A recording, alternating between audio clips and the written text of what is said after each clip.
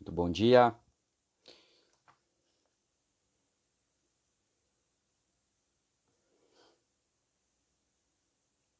Bom dia, Kleber.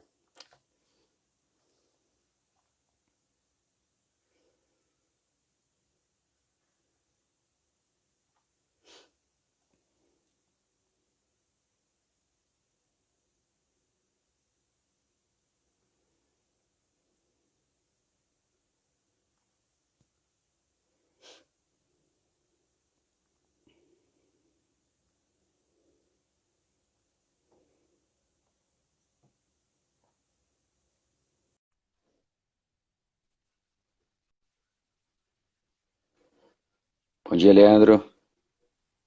Bom dia, Michael. Bom dia, Dr. Kleber Ramalho. Como estás tu? Bem, se melhorar, fica sempre melhor, né? Se melhorar, vira festa? Exato. Às vezes a gente conversa com as pessoas e as pessoas dizem, como é que tá? Se melhorar, estraga. Para mim não estraga nada. Se melhorar, fica melhor. Vira festa, né? Exato. Matinal tem que ter café, né?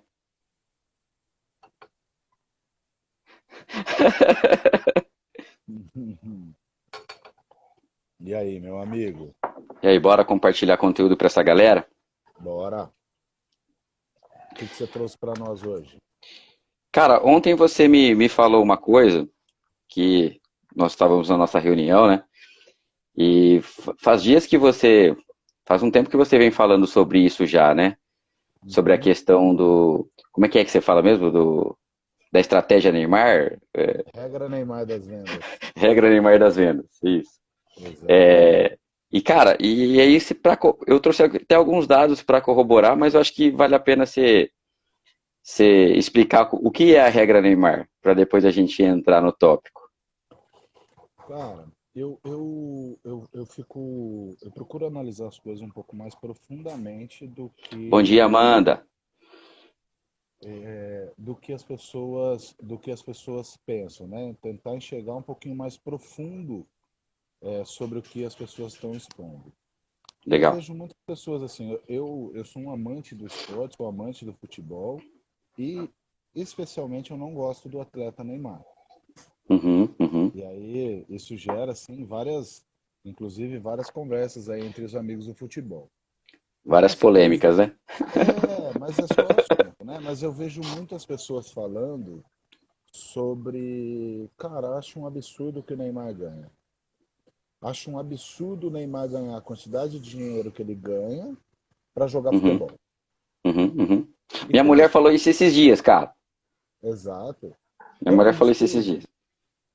Mas quando a gente para analisar, se a gente for analisar mais profundamente, com uma visão um pouco mais imparcial, Michael, o Neymar não ganha pelo que ele consegue fazer com a bola. Ele Uhum, não uhum. ganha pelo que ele sabe fazer com a bola de futebol. Ele ganha pela capacidade que ele tem de gerar receita. Resultado, né? Então, se eu não me engano, a transferência dele do Barcelona para o Paris Saint-Germain foi de 980 milhões de reais, beirou um bi em reais, se a gente converter euro em real. Uhum, uhum. E menos de um mês depois, o Paris Saint-Germain já tinha renovado com patrocinadores, estádio que esse garoto enche e venda de material esportivo. Uma pessoa vai passar com uma escada bem do meu lado, escada meio barulhenta. Mas tudo bem, isso é da gente fazer como é que fala? A live aqui em praça, né? Mas então quando eu falo sobre a Por isso que regra, chama live, né? Ao vivo, cara. exato. Por isso que quando eu falo sobre a regra Neymar das vendas, a regra Neymar das vendas é vendedor, não o teu esforço, o teu trabalho, as tuas habilidades, o teu conhecimento, eles são valiosos, sim, mas você não vai ser remunerado por eles. Você E o vai ser talento, né? remunerado. Exato, não é o seu talento. Você vai ser remunerado pela sua capacidade de gerar receita. É por aí que você vai ser remunerado. Então, quando um vendedor, um profissional liberal, um gestor faz uma avaliação sobre o que ele ganha e com a expectativa que ele gostaria de ganhar, ele precisa se avaliar não somente e simplesmente pelas suas habilidades, pelos seus conhecimentos e pelos seus talentos, mas Uhum, sim pela uhum. sua capacidade efetiva de gerar receita. E quando a gente olha, obviamente a gente fala do Neymar, porque ele é uma figura polêmica que nos ajuda a falar sobre isso, mas tem um caso que ele é tão emblemático quanto, que foi a chegada do David Beckham no Real Madrid. Ele Nossa, foi a uma época das dos Galácticos, contratações, né? e isso, a época dos Galácticos, ele foi um dos Galácticos, o que menos jogava, mas foi um dos mais valorizados. Quando ele chegou, Quem ele jogava levou a bola mesmo naquele time da Inglaterra, inclusive da seleção que ele participava, era o Joe Cole, né? O Joe Cole é o verdadeiro craque daquele time. Porém, é outra história. Bora lá. é outra história, mas quando você avalia os valores, eu até devia ter conferido, mas enfim, quando você avalia os valores da negociação do David Beckham, ele levou menos de 48 horas para que o passe dele fosse pago em venda de camiseta. Em venda de camiseta. Então, em 48 horas ele se pagou sozinho. Depois eu acho que ele deve ter jogado acho que umas 2 ou 3 temporadas e o clube só absorveu lucro. E ele também. Sim, sim. Então, a Depois ele foi capacidade pro deles. Los Angeles Galaxy também, foi um baita furor, né? Que levantou a Major League Soccer. Foi uma Exato. série Então, essa é uma de diferença. resultados.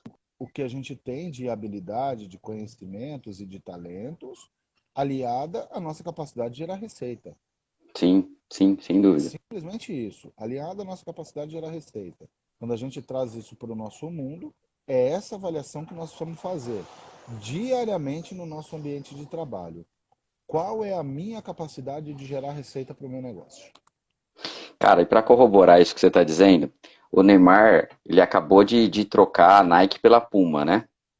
Uhum. Ele tem o patrocínio da Nike, ele tinha um patrocínio da Nike há 15 anos já, e a Nike assinou com ele quando ele era garoto, se não me engano, acho que ele tinha 14, 13 anos, ele foi um dos patrocinadores mais jovens que a Nike já teve. E aí a Puma foi buscá-lo, né? Por que a Puma foi buscá-lo? Não, não é à toa. E aí fez até uma conjunção com o Pelé, de que a Puma. Eu lembro que na Copa, não lembro, né? Porque eu não era nascido, mas a Puma foi uma das primeiras patrocinadoras do esporte e ela pagou uma fortuna para o Pelé na Copa de 70 para o Pelé parar e amarrar a chuteira no meio do campo. Então teve todo um fator assim emblemático, né? Foi aí que começou a onda de patrocínios esportivos e tudo mais. E a Puma, só para corroborar o que você disse, paga pro Neymar agora aproximadamente 20 milhões de euros por ano. Uhum. 20 milhões de euros. Trazendo para o mundo dos negócios, por que alguém investiria 20 milhões de euros por ano em uma única pessoa se ela não tivesse resultado? Exato. E quando você avalia isso, vamos avaliar por dois cenários, tá? Primeiro, ela está patrocinando porque ela quer alavancar a marca e o Neymar é uma fonte geradora de receita. Vai vender material esportivo, talvez, assim, eu não sou especialista na área, Uhum, mas uhum, acho que a gente pode falar um pouquinho sobre o cenário geral. uhum. O Neymar possivelmente vai promover a venda, possivelmente vai promover a venda de material esportivo, e acho que a Nike andou perdendo espaço, porque as outras duas competidoras maior investiram muito nos últimos anos. Sim, sim, Então, sim, sim. ela entende que talvez trazendo um garoto propaganda como Neymar, trazendo um garoto propaganda como Neymar, ela faça uma alavancagem de negócios, Sim, certo? sim, sem dúvida. E ela entra no mercado acirrado, né? Porque a Nike e a Adidas, perdão, dominavam esse cenário. Tirando aqui o mercado americano, né, que tem outros patrocinadores, Under Armour, New Balance, entre outros, mas assim, no mercado do futebol, quem dominava, Nike e Adidas. e Adidas. Então, ela buscou isso. Em um segundo momento, uma segunda avaliação, avaliando corporativamente, Uhum, é uhum, algo que fica aí para a gente avaliar. Se uma empresa como a Puma, que a gente imagina que deva ter um departamento de planejamento estratégico, etc. e tal, talvez ela enxergou agora como um momento de investimento na marca. Não exatamente na fonte geradora de receita, mas estruturar ou reestruturar a branding da marca uhum, uhum. para que ela possa alavancar o negócio no momento adequado. Com certeza. Bom dia, Lu. Tudo bem? Cara, isso é uma matéria interessante para a gente entrar no tópico que a gente entraria hoje. É que eu gostei muito dessa sua analogia ontem. Eu achei, pô, bacana a gente compartilhar com o nosso público aí e entender. Isso tem total consonância com o que a gente vai falar, porque a gente vai falar sobre a questão do que fazer em cada tipo de venda, né? Então, a Puma, por exemplo, como você bem disse aí, veio buscar o Neymar, ela veio buscar uma estratégia para se reposicionar no mercado, que é hoje um dos principais dificultadores de toda a empresa. Uhum. Como ela deve se posicionar. Mas para se posicionar, ela precisa muito bem saber em que estado e em que segmento ela atua, né? Então, Uhum. entrando no tópico de hoje, a gente vai falar sobre vendas transacionais, sobre os três tipos de vendas: vendas transacionais, consultivas e complexas. Qual é a diferença desses três mundos, em como eu me posiciono e como que eu faço para poder melhorar as minhas estratégias e o que eu não devo fazer. A gente vai tentar compartilhar um pouquinho aí de tudo isso com vocês nessa uma horinha aí que temos. Você já tinha ouvido falar dos três tipos de vendas? Você que é o especialista, muito mais especialista que eu, inclusive. Marco, é, primeiramente, você falando aí sobre posicionamento, qual tipo de venda, eu gosto muito dessa brincadeira que a gente faz. Eu falo sempre isso em treinamento. Quem é mais forte, o urso ou o jacaré? Depende do habitat. Exato. Então, quando a gente olha, depende do habitat, esse é um grande desafio. Porque assim, olha, às vezes a gente falando aqui, as pessoas dizem, ah, pô, mas o universo da Puma, da Nike, da Adidas é um universo muito distante do meu negócio. E a maior parte das pessoas que nos seguem, que conversam com a gente, e eu.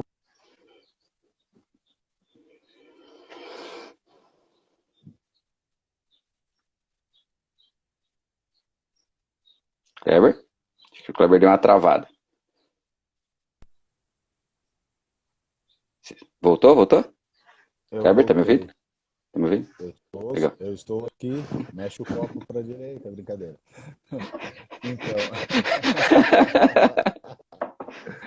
então quando eu estava falando como eu decidi atuar no mundo do small business e a gente faz o comparativo com Nike, Adidas e tal, obviamente são universos bastante diferentes, né? São universos Uhum, bastante uhum. diferentes, porque as empresas menores trabalham com recurso humano, recurso financeiro e capital intelectual completamente diferente, certo? Sim, sem E esse é dúvida, o sem dúvida, desafio. E esse é o sem dúvida. desafio, tentar igualar essa questão de recursos.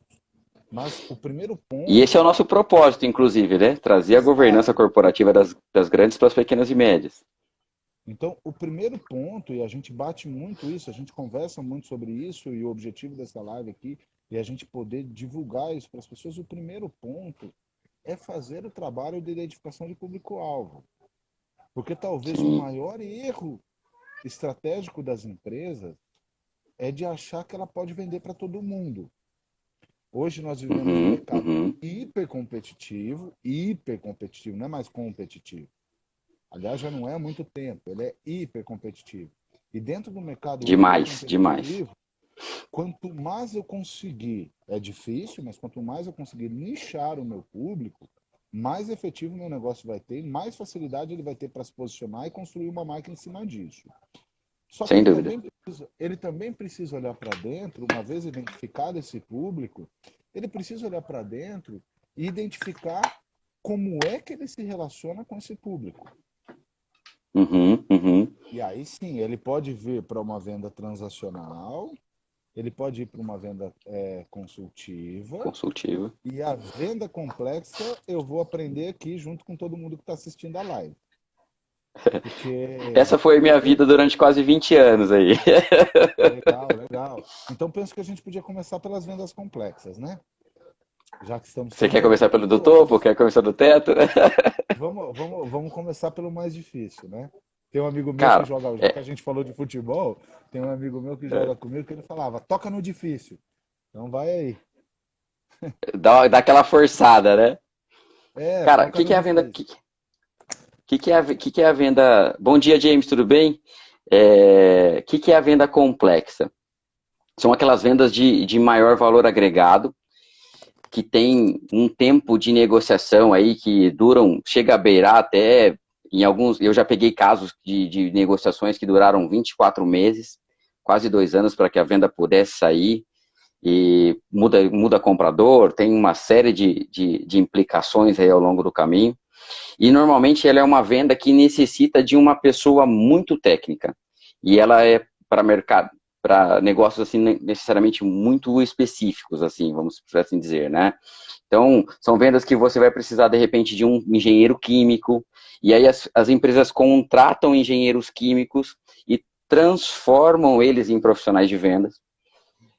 Haja vista a necessidade técnica dos argumentos que precisam ser elaborados, porque quando você entra numa indústria, por exemplo, e que faz tintas, se não souber exatamente qual é a composição técnica daquele negócio, provavelmente a venda não vai acontecer. Então, as vendas complexas, elas transcendem um pouquinho o mundo da venda comum, né? Elas tendem a ter muito mais necessidades técnicas do que propriamente comerciais, o que não deprecia o profissional de vendas nessa área. E a grande dificuldade desse mercado é justamente transformar esse técnico em um profissional de vendas. Por quê? Porque ele normalmente não teve essa habilidade treinada na escola, ou até mesmo na faculdade. Ele Mas é vamos supor, teórico, na grande maioria, e aí acaba tendo essa dificuldade para o mercado. essa é uma dificuldade do nosso dia a dia, né, Marco? Uhum, Porque eu converso e eu rio muito sobre isso, porque você conversa, às vezes você conversa com um cara que é formado em direito ou formado em arquitetura. uhum, Quando você uhum, faz o mapeamento do dia a dia do cara, o cara gasta 70, 80, 90% do tempo dele atuando na área comercial, mas ele se uhum. diz advogado e arquiteto. Quando, na É, verdade, a minha leitura, ele é um vendedor com formação em direito. exatamente. Ele é um vendedor com formação em Bom dia, arquitetura, né? Rafa. Bem-vindo. Em arquitetura. E então, quando a gente faz essa avaliação, mas foi muito legal você tocar nesse assunto e eu vou fazer uma provocativa baseada no que você falou. Eu Uhum, atuei no passado numa empresa de software uhum, e uhum. a gente tentava mapear Venda complexa. mas a gente tentava mapear Uhum, quantos por cento de conhecimento técnico um executivo de vendas precisava ter. Porque lá eles chamavam de uhum. executivo de vendas, não Não era era, vendedor. não era vendedor. E aí a gente tentava mapear quantos por cento de conhecimento, porque quando você olha uma venda de software, sem dúvida, de software de grande porte, ele é complexo, mas o vendedor ele precisa conhecer quanto? Quanto de conhecimento técnico ele precisa ter? Uhum, uhum, E a gente chegou no número lá, que era em torno de 20 a 30%. uhum, Ele não precisava ter tanto conhecimento. uhum. O que você me fala, o que você pensa sobre? E quando você. É, Eu fiz essa pergunta e lembrei desse caso, porque quando você me fala, você me disse que a competência técnica, conhecimento técnico é essencial. tudo vai depender do mercado em que ele atua, né? Então, por exemplo, vamos trazer aqui um mercado que eu conheci bastante, que é a indústria, por exemplo, né? quando eu trabalhei com telemetria na Michelin por quase 3 anos e foi uma das maiores, Pode falar o nome da empresa? pode, Grupo Eu Michelin, acho né, que eles, chamava-se. eu acho que eles tinham que pagar royalties. Não é, no mínimo, né, que essa audiência que a gente vai É. ter, tinha que pagar um royalties pra gente. E aí, a gente atuava em 5 setores diferentes. Nós trabalhávamos na mineração, na construção civil, no aeroportos e portos, trabalhávamos em mineração e também em transportes, em tudo que era off-road, né? Linha laranja, tudo que era fora de estrada. Então, toda vez que eu vinha, que nós chegávamos para implementar um projeto, por exemplo, então nós lidávamos no mesmo. Teve dias que eu tive reunião com uma mineradora e depois com um aeroporto. O que tem a ver os dois cenários?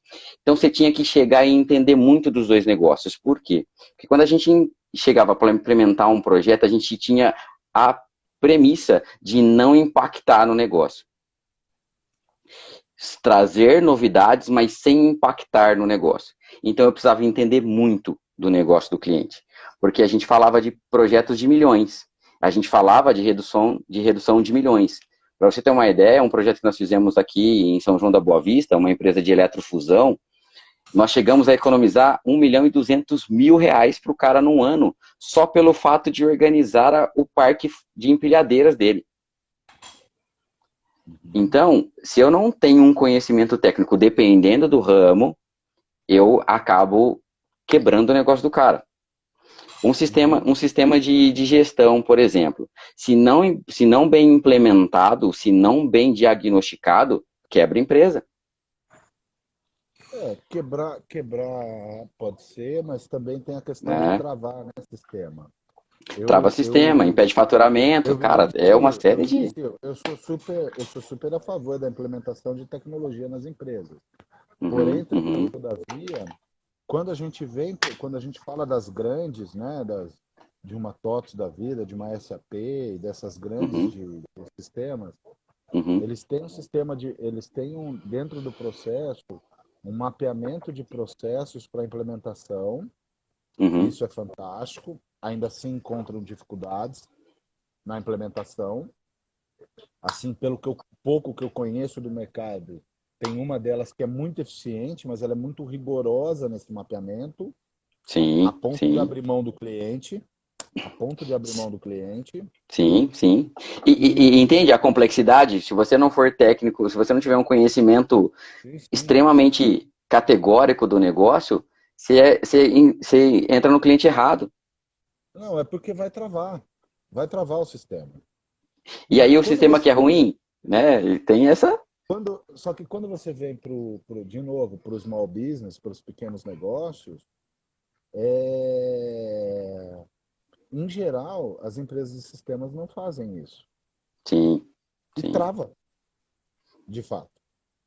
E aí você olha uma empresa que fez um trabalho para automatizar os processos, voltando aos trabalhos manuais. Voltando para a planilha do Excel. Exato. Voltando à planilha de Excel, às vezes o trabalho manual, que é o mais rápido, inclusive. Uhum, Porque aí você faz uma regressão. Inclusive, exato. eu venho vivenciando isso em um dos meus clientes, a dificuldade da gente automatizar o processo justamente pela dificuldade. Eu fiz uma reunião sábado passado e a empresa nos encantou falando sobre um processo que ela coloca no meio chamado de aderência, onde vai bater ponto a ponto para ver a aderência do sistema no processo da empresa e enxergar gargalo. Uhum, Essa uhum. palavra, esse processo que ela pôs no meio, eu ainda não sei se é eficiente, tá? Mas essa palavra e esse processo que ele pôs no meio, talvez possível e provável que seja definitivo no processo de venda. Sim, Espero que ele não, sim. espero que ele não esteja vendo a live, porque senão eu não vou conseguir pedir desconto daí. Hein, mas entende? E essa ideia de conhecimento. Eu acho que o conhecimento técnico ele vai te ajudar na questão da objeção, né? Então, quanto mais informação você tem do seu produto e quanto mais informação você tem do seu cliente, mais fácil fica contornar a objeção. Por quê? Porque a objeção... Pode falar, desculpa. Não, por favor, termina. Porque quanto mais informação e quanto mais conhecimento do meu cliente eu tenho, mais fácil fica contornar a objeção. Porque o que é a objeção? É a única. O cliente ele precisa entender se ele, aquele serviço, ou aquele produto ou serviço cabe para ele ou não. E ele só quer ser convencido disso. Vale a pena para mim comprar ou vale a pena para mim não comprar? Entendi.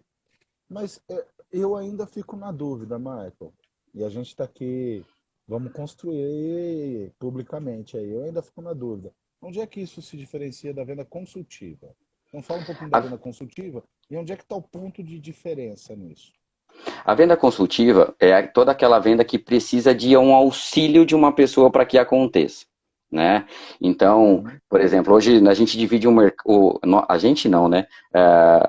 O mercado em si é dividido em três cenários, né? Os serviços que tá desde lá do carrinho de cachorro quente até as lojas, varejos, supermercados e tudo mais, e as empresas de serviço também como um todo, a indústria e o agro, né? Uma venda consultiva, por exemplo, é quando eu tenho que auxiliar o meu cliente a comprar o meu produto.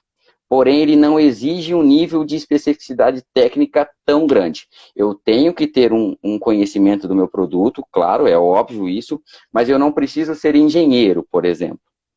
Então, Uhum. eu não vou desenhar uma planta para o meu cliente. Então, eu posso ser, de repente, um projetista e desenhar para ele um projeto de móveis planejados, por exemplo. Então, eu vou auxiliar o meu cliente a comprar o produto de mim.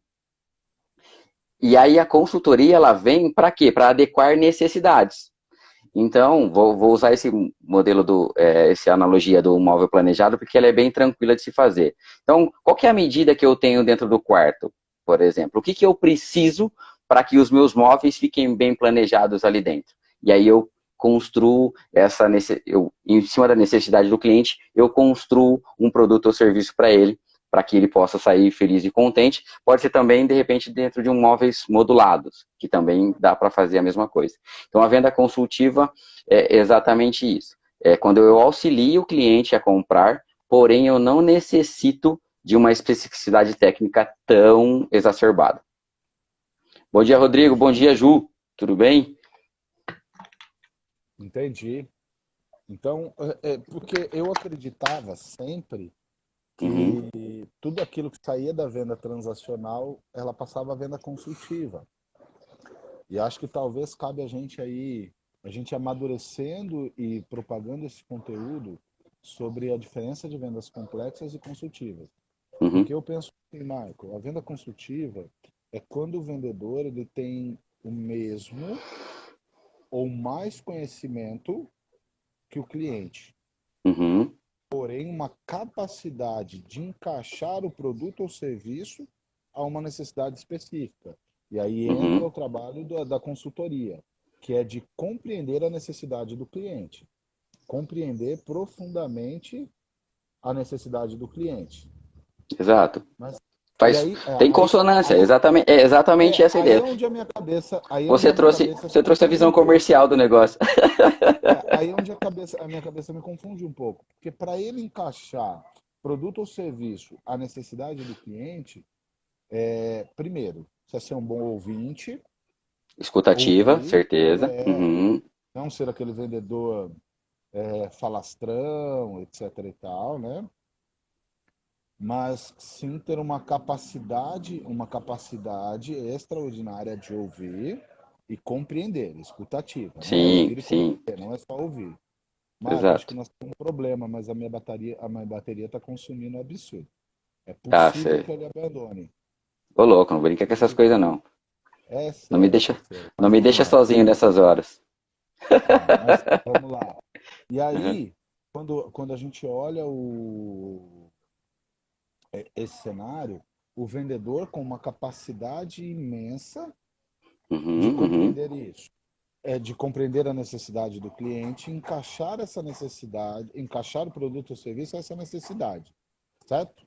Ok, isso é venda correto. consultiva. Para a venda complexa, ele precisa ter a capacidade de entender o negócio do cliente, mas ele sim, precisa ter uma competência técnica muito superior à do cliente. exatamente. Exatamente essa analogia.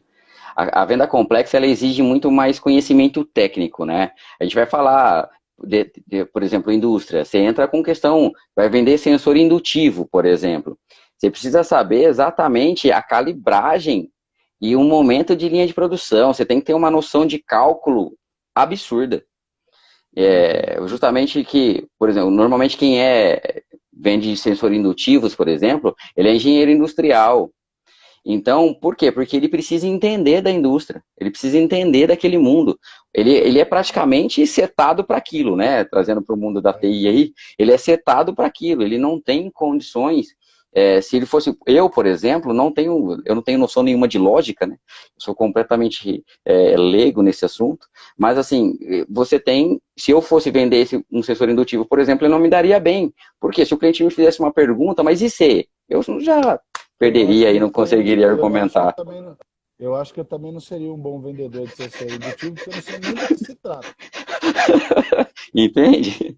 O sensor indutivo é quando ele passa por indução, né? Então ele passa ali na frente, por exemplo, pega controle de qualidade das empresas, caixinha de pasta de dente, era um cliente que a gente tinha lá na Michelin. Uhum. Então passava na esteira, se a caixinha de dente estivesse vazia, ele conseguia identificar e expulsava aquela caixinha para Entendi. fora da linha de produção para que não saísse sem produto lá dentro. E para a Então gente tem, caminhar para outro tipo de venda, Michael, senão você o vai ficar que é sem a bateria, venda? né? É, o que é a venda transacional? E o que é pior, Michael, eu não posso nem colocar no carregador, Uhum. porque o fone de ouvido entra no mesmo No acesso. mesmo plug. Você tá muito tecnológico. Você tá AirPod aí, né? É outro nível. Deixa eu falar. A venda transacional é tudo que facilita a vida do cliente. Venda transacional, o pastel de feira. Eu É. chego no balcão e falo, eu quero 2 de carne, 2 de queijo e um guaraná caçulinha. Então, Essa é... é Pode quando o falar. cliente já tomou a decisão de compra, e ele só precisa que o vendedor viabilize através de uma boa experiência. Exatamente. E Essa é a questão. quais têm sido os desafios da venda transacional neste momento? Relacionamento com o Que a gente cliente e fala, aprove... eu vou explicar por que da pergunta. Uhum, Porque a gente fala muito sobre venda consultiva, falamos muito sobre venda complexa, e são uhum, pessoas uhum, capacitadas que, obviamente, precisam de uhum, aperfeiçoamento, uhum, mas, uhum, em geral, pessoas que fazem o que a gente faz esquecem do varejo, da venda transacional como um todo. uhum, Por isso uhum. eu faço a pergunta. Para onde Assim, essas pessoas deveriam estar olhando nesse momento? hoje nós temos dentro da nossa carteira 3 clientes de varejo. E é uma coisa que a gente tem trabalhado bastante, que é a questão do aproveitamento de oportunidades e a atração e relacionamento com os clientes. Qual foi o principal dificultador das vendas trans? Eu acredito que quem mais tenha sofrido nesse momento de pandemia que a gente viveu foram as vendas transacionais. Por quê? Primeiro porque ela não tinha relacionamento com o cliente. Eu não sabia quem era o meu cliente. Então, Não como ele vem levanta banco ali, de dados, não vê necessidade de criar cadastro. entende? Então eu não tinha como falar com ele que eu estava aberto, que eu estava fechado, se eu estava atendendo, se eu não estava atendendo. Eu não tinha como me comunicar, eu não sei quem ele é, Exato. né? E nem onde ele está, né? Nem onde ele está. Segundo fator que acredito que tem impactado bastante, o aproveitamento. Quando o cliente, hoje, tudo está na internet. Então, quando o cliente chega, ele já tem noção de tudo que está acontecendo. Então, dificulta o cliente. O cliente estava. Nós vivemos um momento que todo mundo estava com medo, até estamos vivendo ainda, né? As pessoas não querem sair, temos toda uma situação aí que. Você caiu de novo, Kleber? Kleber?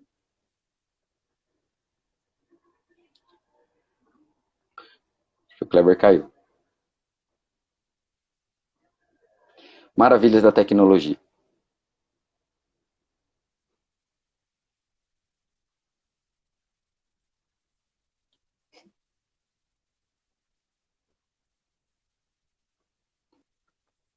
Acabou a bateria do telefone dele. Só para continuar a responder a pergunta dele, qual tem sido a dificuldade das pessoas dos profissionais de vendas nesse momento? a dificuldade de ter o aproveitamento de oportunidade. Então, o cliente, quando ele entra na sua loja hoje, o que tem... Bom dia, Ronaldo. Ronaldo, isso. Quando o cliente entra na sua loja hoje, no seu ponto comercial, a dificuldade dele está em aproveitar as oportunidades. Porque, na grande maioria das vezes, o cliente está um pouco receoso em comprar, por tudo que nós estamos vivendo aí, e também pela questão de que ele já está bem informado e hoje o mercado está completamente acirrado, então o diferencial tem sido o atendimento. E a grande maioria das pessoas com vendas transacionais investem pouco em treinamento e em capacitação de profissionais de venda. E o terceiro é exatamente a questão de conhecimento técnico, tanto do produto ou do serviço, quanto da capacidade em lidar com o cliente. Então, acredito que essa é a principal dificuldade dos profissionais, que os profissionais têm vivido aí. Eu quero que vocês interajam comigo agora. Já que eu fiquei sozinho aqui, o Kleber me deixou, eu quero que vocês me mandem perguntas, que eu vou abrir um espaço de perguntas para vocês. Por favor, me bombardeiem, que eu estou a fim de falar hoje.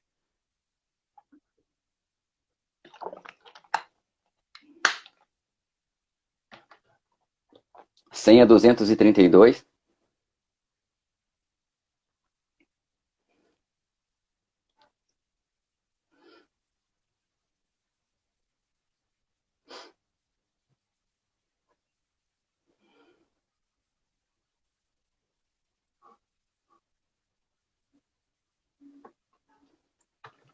Pessoal, vocês estão aí? Querem me mandar pergunta? Boa, Lu. Meu segmento é consultivo? Sim, o seu segmento é consultivo. Você precisa entender muito bem as necessidades do cliente e principalmente pela questão da personalização. Você trabalha com personalização de camisetas, materiais e brindes, etc., né? Então, o seu segmento ele se torna uma venda consultiva porque você precisa entender muito bem a necessidade do seu cliente. Sendo assim, o seu segmento é uma venda consultiva. Você precisa auxiliar o seu cliente a comprar de você. Bom dia, Mauri.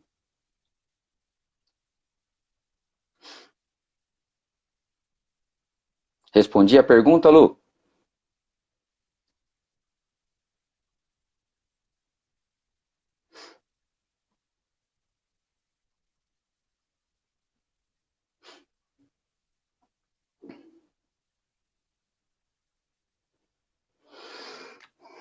Quais as mudanças mais impactantes a pandemia trouxe? Foram muitas, né?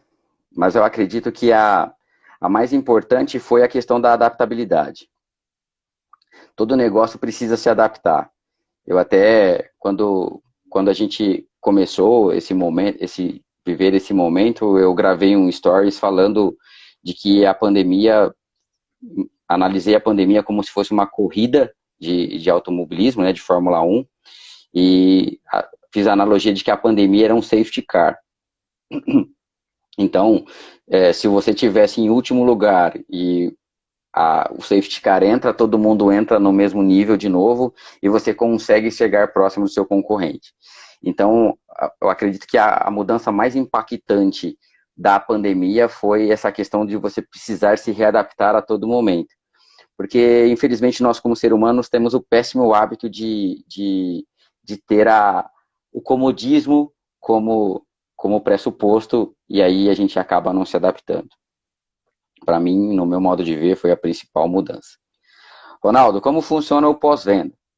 Ronaldo, o pós-vendas para mim, no meu modo de ver, é o principal fator da venda. Um dos principais. Se a gente fosse embasar num tripé, eu acredito que a preparação, a identificação de necessidades e o pós-venda são os principais pilares aí de qualquer venda. Por quê? Principalmente se você trabalha com serviço, o seu fator está na entrega. O seu fator diferencial está na entrega. E aí, quando você faz um pós-vendas adequado, o seu cliente indica você. Ele vira um aliado seu. Isso te ajuda a vender mais e se posicionar bem no mercado. Mas, Michael, só funciona para serviço? Não. Produto também. Um dos cases muito bacanas assim, que a gente tem aí no mercado de pós-vendas bem elaborados é o da Apple, por exemplo. Ela não dificulta a sua vida. Então, se você comprar um celular nos Estados Unidos e trouxer ele para cá, a Apple vai te dar a garantia dele. Você não precisa da nota fiscal, apenas o número de série é necessário para que você possa fazer qualquer serviço de garantia no seu aparelho. O que acontece com isso? Eu não dificulto a vida do meu cliente. Eu não penalizo ele por comprar de mim. Então, o pós-vendas, ele precisa se fazer interessante para que seu cliente venha até você novamente ou venha te indicar. Então, é importantíssimo você ter isso como premissa dentro do seu negócio.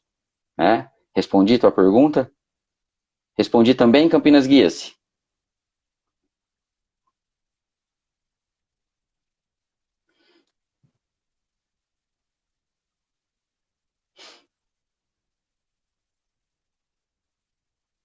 Bom dia, Eduardo.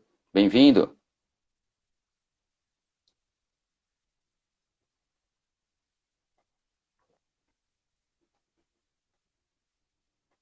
Alguém tem mais alguma pergunta?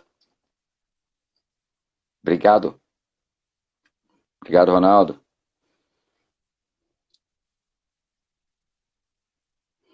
Exato, Lu. Você tem um relacionamento com o seu cliente faz total diferença nesse momento. A proximidade. Pessoas compram de pessoas. Então, entender o seu cliente, entender as necessidades dele, faz toda a diferença para poder ter um bom relacionamento com o seu cliente. Como funciona uma boa preparação para uma venda consultiva? Ronaldo, a preparação, ela vem primeiramente do entender o teu público e saber exatamente que dor você soluciona. Então, por exemplo, eu sou advogado. Que dor exatamente? Eu sou especialista no setor tributário, por exemplo. Que dor eu soluciono? Sabendo que dor eu soluciono, automaticamente eu já sei que tipo de serviço e o que eu posso oferecer para o meu cliente. Sendo assim, automaticamente eu já consigo enxergá-lo e ter uma caricatura dele, para que eu possa atendê-lo da melhor forma possível. A preparação começa aí e também começa de que eu vou fazer quando o cliente estiver na minha frente. O que eu vou falar, quais argumentos eu vou utilizar. Se ele, por exemplo, me fizer a pergunta X, como que eu vou responder, perdão. A preparação começa a partir daí. Então, é nada mais que o seu planejamento. Como que eu vou ir para frente do meu cliente? Quando eu estiver na frente dele, como que eu vou atendê-lo da melhor forma possível? Mauri, na venda consultiva, o follow-up é um momento de fechamento e é uma dificuldade. Tem alguma dica? Mauri, para não ser inconveniente não perder o time. Legal. O follow-up é um dos grandes gargalos de um time de venda. As empresas não gostam de fazer follow-up. Aliás, as empresas não, os vendedores não gostam de fazer follow-up. E quando fazem muito mal. Por quê? Primeiro por falta da organização, que tem a ver também com o que o Ronaldo perguntou. Se o cliente não me responder, o que eu vou fazer depois? Eu não tenho uma preparação antes, eu não faço uma pré-abordagem bem feita com o meu cliente. O follow-up, ele precisa acontecer no máximo o primeiro precisa acontecer no máximo em até 72 horas. Só que se você não fizer uma boa preparação para ele do que foi uma boa apresentação, um bom levantamento de necessidades, você vai ficar no vácuo. Você vai mandar aquele WhatsApp e vai ficar no vácuo. Então é importante que você use alguns gatilhos para ativar esse follow-up. Então saiba muito bem qual é a dor que você resolve, exatamente o que foi falado na reunião e na apresentação que vocês fizeram e traga aquela dor de novo à memória do cliente. Então, por exemplo, se você foi para lá e quis vender um plano funerário para o cliente, por exemplo, se vocês falaram de que há a possibilidade de um familiar logo vir a falecer, lógico que eu estou conjecturando aqui, você tem que trazer essa dor à memória dele. Então, se vocês falaram sobre isso, tragam de novo traga de novo essa memória para a conversa e faça um follow-up adequado.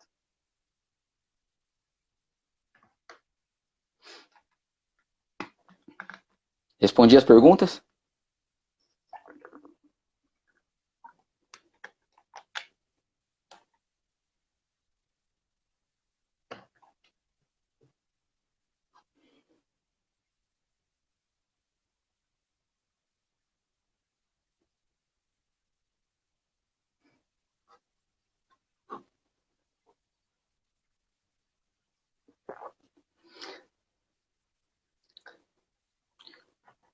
Gente, mais alguma pergunta aí para a gente finalizar? Ferramenta de apoio. O que você considera uma ferramenta de apoio, Leandro? Um CRM, uma boa apresentação? O que você considera como ferramenta de apoio? Defina-me melhor aí, por favor, o que você considera como ferramenta de apoio.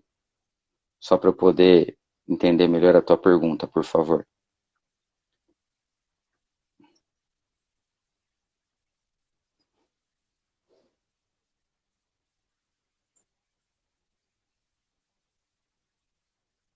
Ah, CRM, legal. Ô, Clebão, voltou? Então vamos lá. Manda um invite aí, fazendo um favor. Leandro, para responder a tua pergunta, o CRM hoje, como a Luciana inclusive até falou aí que o cadastro é muito importante para você ter a possibilidade de falar com o seu cliente. Então, se você tiver um CRM, ele fará toda a diferença para você no processo de vendas. Estou respondendo perguntas aqui, Clebão, já que você me abandonou. O CRM vai fazer toda a diferença no relacionamento com o seu cliente. Por quê? Porque se você esqueceu de fazer o follow-up em 72 horas, como eu falei pro Amaury, o CRM vai te lembrar. Todas as informações que vocês falaram na reunião, que dor principalmente vocês falaram, também estará lá no seu CRM. Isso facilitará o teu relacionamento com o cliente e principalmente o acompanhamento e o follow-up das vendas. Fechou? Marco, sim. Primeiro, me desculpar com todo mundo que está vendo, mas meu celular, ele deve estar com alguma coisa. Eu entrei na live com 60% de bateria, ela consumiu tudo. Ah, não, mas é vídeo, cara. Não tem jeito, tem que estar plugado. Então, eu vi o que o Leandro perguntou e eu gostaria de opinar sobre, porque essa pergunta é fantástica. Hoje, falar sobre CRM, nós estamos falando sobre o passado. As empresas que estão tendo efetividade comercial estão falando em Power BI. Sim, sim. CRM é o mínimo. Saber o teu cliente, acompanhar o teu relacionamento com o cliente é o mínimo que você pode fazer.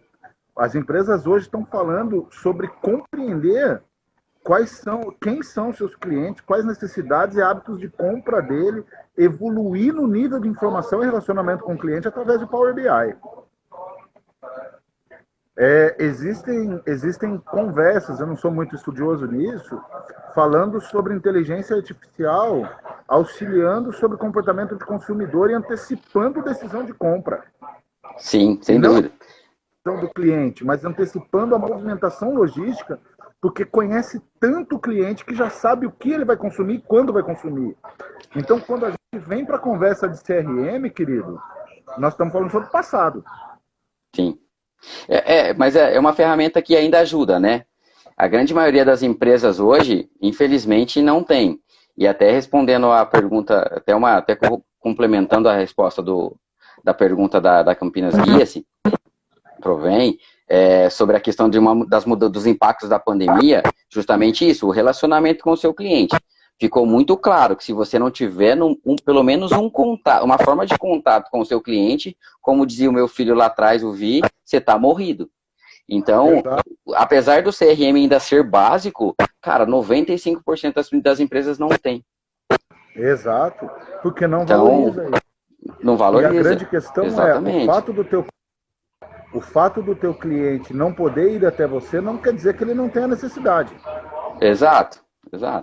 Não quer dizer que ele não tenha necessidade. ele continua vestindo roupa, ele continua calçando o tênis, o sapato, ele continua comendo, ele continua necessitando de remédio, ele continua tendo todas as necessidades.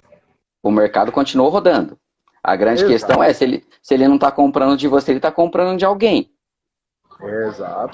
Que de alguma forma entrou em contato com ele. Seja, Exato. eu estava fechado e não tenho como eu vender. Poxa, vimos casos aí de o Magazine Luiza, por exemplo, cresceu o seu faturamento em 75% e 57%, desculpa. Esse é o dado. Você sabe então, que eu tenho um pouquinho de restrição, sabe, Michael? Da gente ficar falando sobre essa questão de pandemia, sabe? Porque eu acho que o mercado já assentou. Eu sim.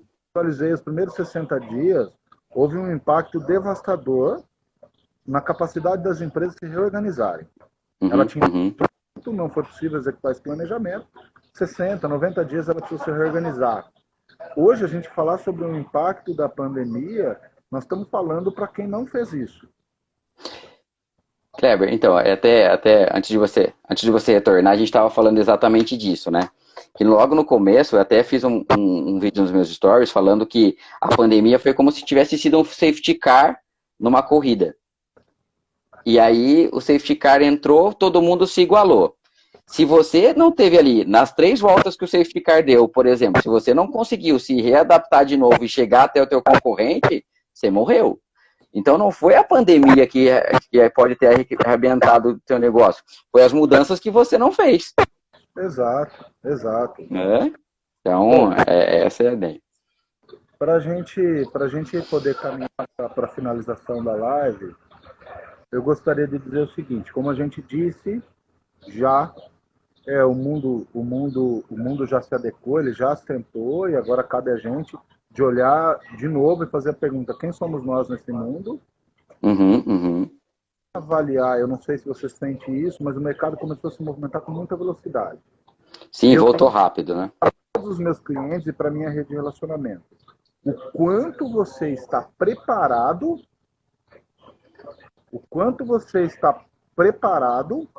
para absorver demanda reprimida.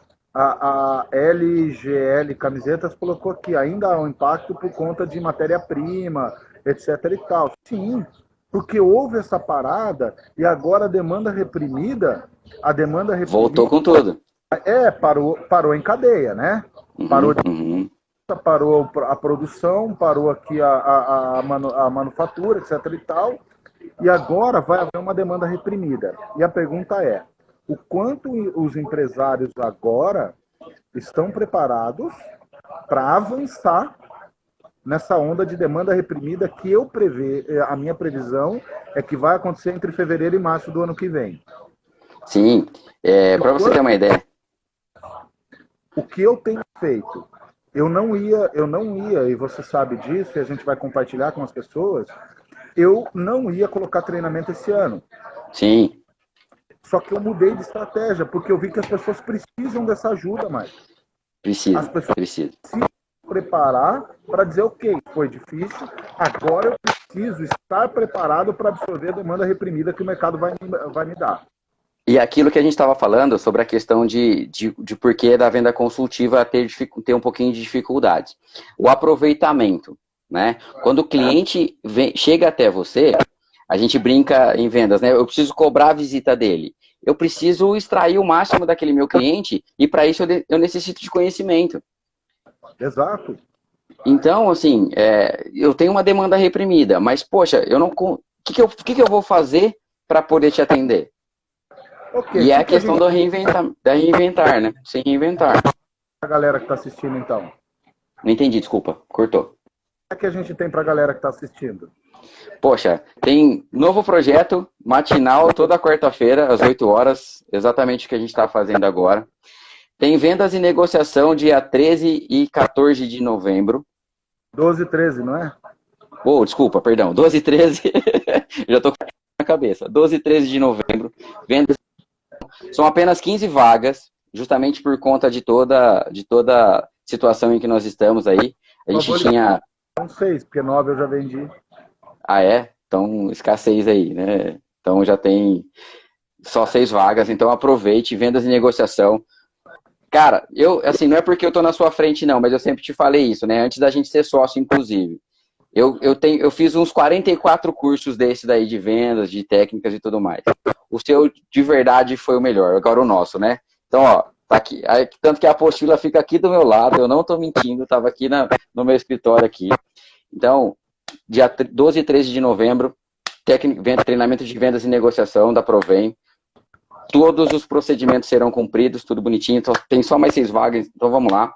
E tem também a Black Friday da Guia-se e da Provém, onde a gente vai juntar os dois mundos, a estratégia comercial e o marketing digital, para você vender mais e melhor aí na segunda data mais importante do ano, que é para o comércio, que é a Black Friday. Então tem coisa boa aí. Sem contar o que vem pela frente. E a gente vai falando ao longo das semanas aí. E ele é um cara que... Ele é um caso muito legal desse treinamento, porque ele foi porque é meu amigo. É o Ronaldo Seifert que está aqui? Ronaldo Gerd? Fala, Ronaldo. E ele disse que o treinamento somou para ele porque ele tinha a visão de que vendas era uma atividade agressiva. E quando, na verdade, é só uma atividade de condução. E a ordem de classe dele proíbe a venda, né? Não, ele ainda tem esse dificultador. Não pode se divulgar, né? De maneira antiética. Acho justo. Não vou nem aqui ficar falando sobre a ordem, senão faz a gente tomar um processo que nós estamos publicamente, né? O Ronaldo para me defender. A grande tem a Ju também. Ju da Buzinho Braga. A grande questão é que a vendas é uma atividade de condução. E o que a gente faz no treinamento é ajudar as pessoas a ter consciência sobre o processo de venda consultiva e ferramentas para que ela possa conduzir. É isso. Exato. Se você puder estar no treinamento, venha. Se você não puder, arrume um jeito e venha também. Venha também. A gente vai dar um jeito, né? Podemos fechar a live? Podemos. Gente, obrigado a todos pela participação. Obrigado, Kleber. Desculpe aí pelo imprevisto. Tecnologia às vezes nos atrapalha, ajuda, mas às vezes também nos atrapalha um pouquinho. Mas toda quarta-feira, 8 horas, a gente vai estar aqui. Espero vocês na próxima. Espero que a gente tenha contribuído. Fiquem com Deus. Tchau. É isso, Michael. Eu espero que essa live possa inspirar vocês a se realizarem comercialmente, a encontrarem maneiras de se realizarem comercialmente.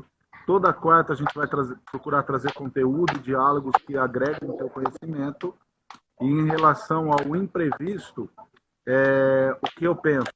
Essa é a vida real. A tecnologia nos ajudando e nos colocando em desafios. Exato. A grande questão é como é que a gente se comporta em relação a isso. Tá bom? Boa. Beijo. Obrigado, fiquem com Deus. Tchau.